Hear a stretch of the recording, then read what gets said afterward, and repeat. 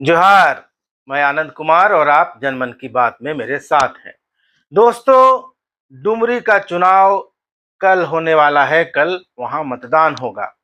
सारे स्टार प्रचारक लौट चुके हैं कल रात ही, और अब असली स्टार की बारी है। असली स्टार यानी मतदाता, वोटर। सारे स्टारों को मतदाताओं ने देख लिया, सुन लिया, परख लिया, और अब कल उनका फैसला ईवीएम में बंद हो जाएगा। 8 सितंबर को ईवीएम खुलेगा। उसके बाद पता चलेगा कि किसको जनता का प्रेम मिला, किसको जनता का प्यार मिला, किसको जनता का समर्थन मिला, और कौन जीतेगा। यानी इंडिया जो नया नया बना है गठबंधन है, और एनडीए जो पुराना गठबंधन है, उसमें से जनता किसको चुनती है।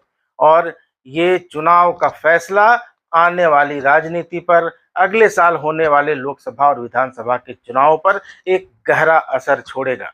यह चुनाव ये बताएगा कि मुख्यमंत्री हेमंत सोरेन की सरकार में मतदाताओं की आस्था है, मतदाताओं का समर्थन है, या फिर एनडीए के पक्ष में उनका रुझान जा रहा है।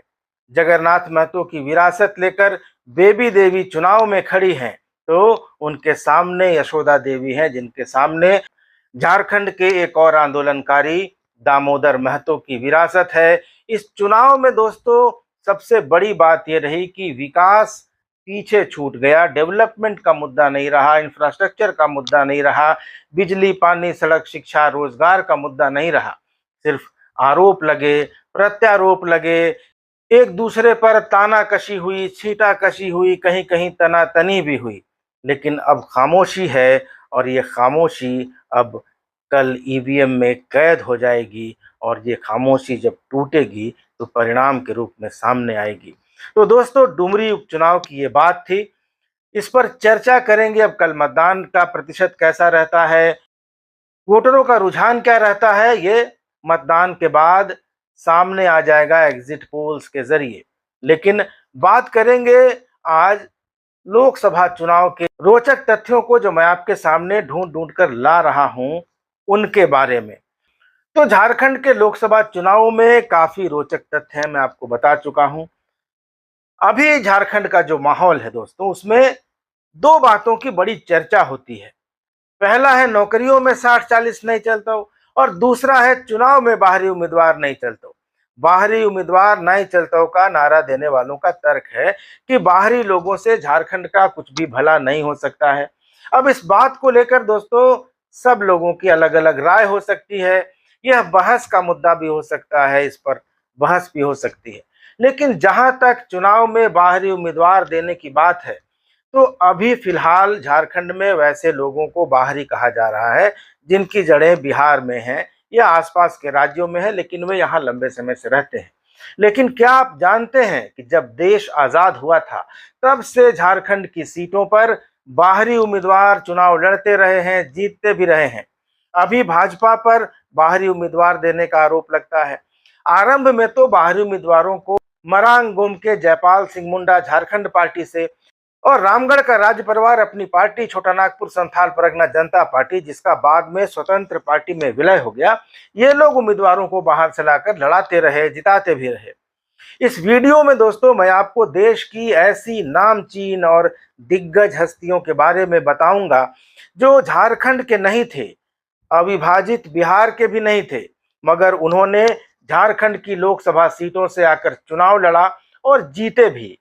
वीडियो शुरू करें इसके पहले चैनल को सब्सक्राइब कर लीजिए, वीडियोस को लाइक कीजिए, शेयर कीजिए, और कमेंट करके अपनी प्रतिक्रिया जरूर दीजिए। तो दोस्तों, बाहरी उम्मीदवारों की कड़ी में, यानी जब देश आजाद हुआ उसके बाद जो बाहर से आए बड़े नाम, उनकी कड़ी में पहला नाम है मिनोचर रुस्तम मसानी, जिनको पॉपुलरली मीनू मसानी के नाम से लोग जानते हैं। बहुमुखी प्रतिभा के धनी मीनू मसानी किसी परिचय के मोहताज नहीं है। मीनू मसानी को 1957 में जयपाल सिंह मुंडा ने दूसरी लोकसभा के लिए हुए चुनाव में रांची से झारखंड पार्टी के टिकट पर चुनाव लड़ाया, और वे जीत कर लोकसभा पहुंचे। जयपाल सिंह मुंडा की तरह मीनू मसानी भी इंग्लैंड में पढ़े थे, और जयपाल सिंह की तरह वे भी कॉन्स्टिट्यूएंट असेंबली यानी संविधान सभा के सदस्य भी रहे थे। पारसी परिवार में जन्मे मीनू मसानी ने स्वतंत्रता आंदोलन में भी भाग लिया और वे Indian liberal group think tank के संस्थापकों में से एक थे, जिसने राजनीति में क्लासिकल उदारवाद को बढ़ावा दिया। मीनू मसानी ने भारतीय राष्ट्रीय कांग्रेस की ओर से भारत की संविधान सभा में सदस्य के रूप में काम किया और मीनू मसानी ऐसे पहले नेता थे दोस्तों जिन्होंने 1947 में भारत के संविधान में शामिल करने के लिए समान नागरिक संहिता यानी कॉमन सिविल कोड का प्रस्ताव पेश किया था।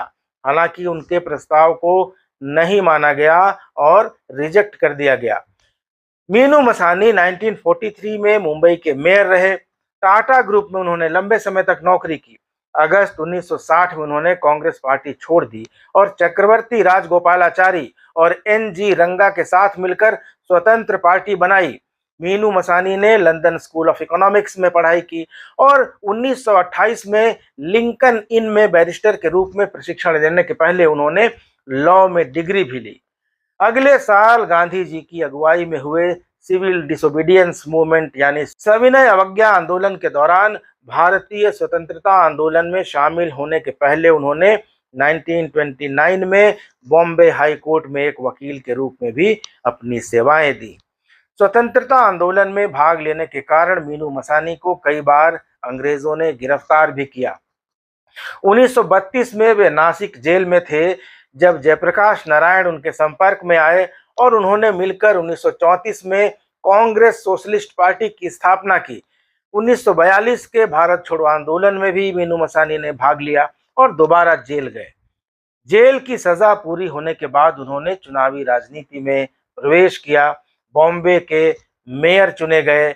मसानी जवाहरलाल नेहरू के घनिष्ठ मित्र थे, जैसे जयपाल सिंह मुंडा थे। स्टालिन के महान शुद्धिकरण और पूर्वी यूरोप के अधिग्रहण के बाद मीनू मसानी समाजवाद से दूर चले गए और मुक्त बाजार अर्थशास्त्र यानी फ्री मार्केट इकोनॉमी के समर्थक बन गए। मई 1948 में मसानी को एक साल के लिए ब्राजील में भारतीय राजदूत के रूप में नियुक्त किया गया। कार्यकाल पूरा होने के बाद वह भारत लौट आए और टाटा समूह के अध्यक्ष जे.आर.डी. टाटा के शेफ डी कैबिनेट बन गए। 1950 में मीनू मसानी ने मासिक पत्रिका फ्रीडम फर्स्ट की स्थापना की। फिर वह चुनावी राजनीति में लौटे। 1957 में झारखंड पार्टी के टिकट पर रांची से, झारखंड की राजधानी रांची से लोकसभा के लिए निर्वाचित हुए।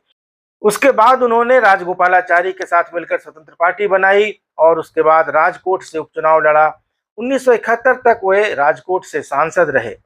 मीनू मसानी उन कुछ चंद राजनेताओं में से एक थे जिन्होंने प्रधानमंत्री इंदिरा गांधी द्वारा बैंकों के राष्ट्रीयकरण का विरोध किया था और फिर इमरजेंसी में भी उन्होंने इंदिरा गांधी की मुखालफत की थी। निजी जीवन की बात करें तो मीनू मसानी ने 4 शादियां की। पहली पत्नी उनकी अंग्रेज थी और तलाक में यह विवाह खत्म हुआ। उनकी दूसरी शादी भी तलाक में ही खत्म हुई। उसके बाद मीनू की मुलाकात भारत छोड़ो आंदोलन के दौरान एक प्रभावशाली ब्रिटिश वफादार जे.पी. श्रीवास्तव की बेटी शकुंतला श्रीवास्तव से हुई। उन्होंने अपने अपने परिवारों के विरोध के बावजूद शादी की। उनका एक बेटा जारिर मसानी था। यह शादी भी 1989 यानी 1989 में तलाक के साथ समाप्त हो गई। मसानी एक अच्छे लेखक थे और उन्होंने करीब 1.5 दर्जन किताबें भी लिखी। उनकी पहली किताब हमारा भारत सबसे अधिक बिकने वाली पुस्तकों में शामिल थी और आज़ादी के पहले भारत में वह पाठ्यक्रम में यानी कोर्स में भी शामिल की गई थी। तो दोस्तों, यह थे झारखंड में लोकसभा का चुनाव लड़ने वाले और जीतने वाले पहले बाहरी उम्मीदवार मीनू मसानी। अगले वीडियो में मैं आपको बताऊंगा एक ऐसे बाहरी उम्मीदवार के बारे में जिन्होंने 1000 साइकिलें बंटवाने के बावजूद पहला चुनाव जीतने में असफलता पाई और चुनाव हार गए, लेकिन चुनाव से पहले उन्होंने मतदाताओं से जो प्रॉमिस किया था, जो वायदे किए थे, उसे हारने के बाद भी पूरा किया। तो इंतजार कीजिए अगली कड़ी का। इस वीडियो पर अपनी प्रतिक्रिया जरूर दीजिएगा। चैनल को सब्सक्राइब करना मत भूलिएगा। अगले वीडियो में मुलाकात होगी, तब तक इजाजत दीजिए। धन्यवाद। नमस्कार।